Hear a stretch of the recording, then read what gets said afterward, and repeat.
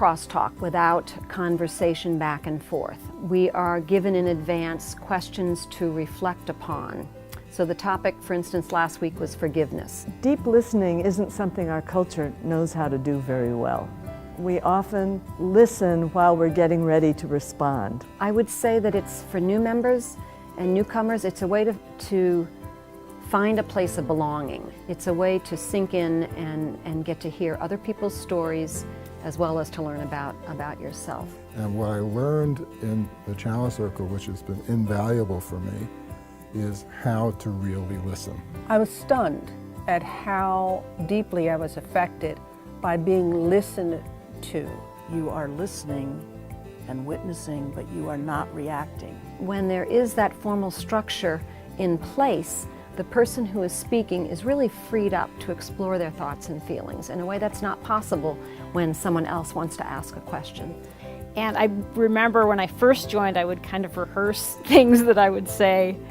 And then I learned to just sort of let go and just let what I was feeling and just come out. And so I sort of learned what my truth was.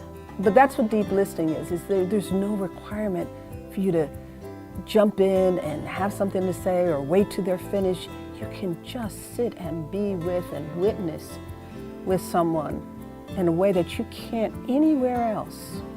Sometimes I might find something out different about my story by sharing it. That, I think, is a wonderful experience too. So Chalice Circles begin in the fall and end in the spring, so they follow the course of a church year. We meet every 2 weeks. I get calmed and I get stretched beyond who I am, and I really, really appreciate that.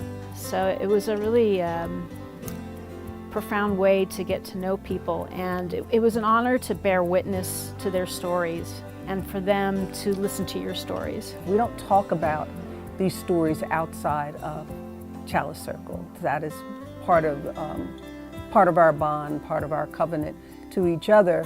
We are getting more disconnected as a people, as human beings, and this is a place that can be very sacred and very special. I think you should definitely join a Chalice Circle. Talk to people who have been in Chalice Circles, ask them what it has meant to them. It's just an incredible way of getting close with people. You know, we show each other our vulnerabilities.